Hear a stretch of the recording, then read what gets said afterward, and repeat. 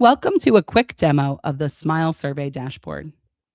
During this demo, we'll talk about where to find the Smile Survey dashboard and the overview of the different pages available. You'll see that the Smile Survey dashboard can be accessed from the main Smile Survey page, which includes additional data assets like an infographic, fact sheet, and feedback form about the dashboard. There's a link at the top to the Tableau dashboard hosted on Tableau Public, or you can interact with the dashboard here on the Smile Survey page itself. As we navigate to Tableau Public, you'll see that the Smile Survey dashboard, showing data from 2023 to 2024 from the most recent survey, starts with an overlay that gives you insights around what you can find.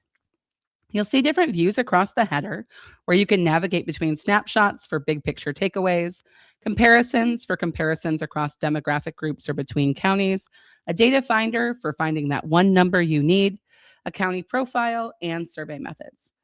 You also can select different filter options and use additional buttons across the bottom, like the metrics button or social share images, to gain more insights and gather more information.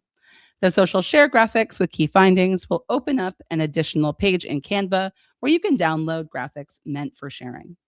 We can click the X in the bottom to return to the dashboard, and always click the I for the information icon to go ahead and return to the overlay. Our first page on the tab shows us key insights, which are quick infographic snapshots of key insights from this most recent Smile survey. The Smile survey has been done for over 30 years by the Washington State Department of Health to monitor the oral health of children across the state. As we navigate across the top bar, this is how we move between the pages in the dashboard.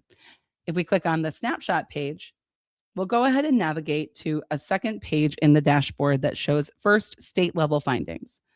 While we do have additional details by county, grouped by accountable community of health, you'll see that the overall KPIs across the top are for state level findings.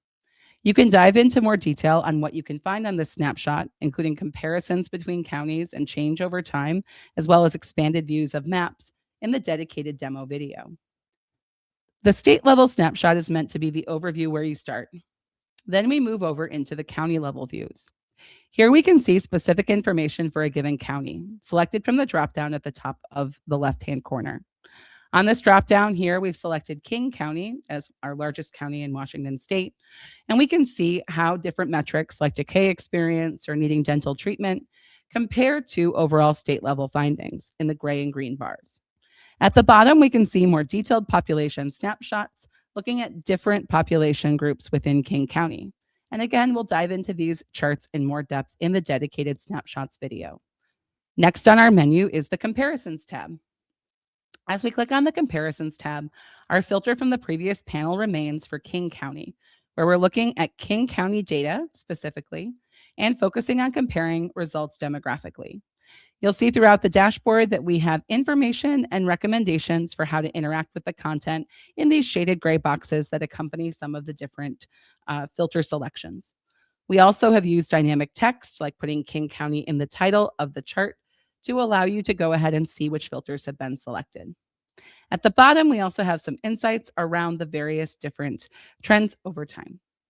Now, if we want to, instead of comparing demographic groups within a county, compare performance across different counties, we can instead go ahead and go to the County Comparison tab, where we can compare results between different counties.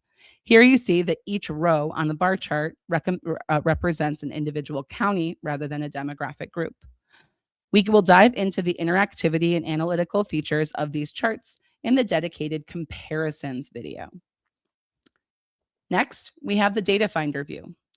This allows us to go ahead and view information across various different counties, various different demographic groups, and in some cases between different periods of time. This table view allows you to customize your own selection, selecting different data tables that allow you to go ahead and find the number that you're looking for. Then we have a county profile view. This is created with a different aspect ratio meant to be printed as a single one-page PDF. It gives you insights around what's happening in a single county and allows you to customize the county profile view, close out the filter selections so that they're not on display, and then create a single printable layout. To return to the dashboard from this view, we simply click on Return to Dashboard, and it will return us back to the snapshot page. Last inside the dashboard is the survey methods page. Here, we've included information about the details on the SMILE survey itself. So you can see information about the Washington State SMILE survey and the background and what changes happened to the survey methods. Clicking the X closes that expanded box, and clicking the menu below shows us the definitions for various key metrics. On the right-hand side, we can see information about the different study sites and details when we hover over the bar about the various different schools in a sample and the children screened. We'll talk more about the survey methods in the dedicated survey methods video. This concludes our overview of the SMILE survey dashboard. We hope that you'll dive in more deeply and explore the dashboard and the key findings from this most recent survey, as well as taking the time to go ahead and watch the additional videos that dive into the analytical capabilities of each of the different views. We've worked to make sure the dashboard is navigable, hopefully easy to use, and provides both advocates and analysts with the insights they need to help further oral health equity and oral health care across Washington State.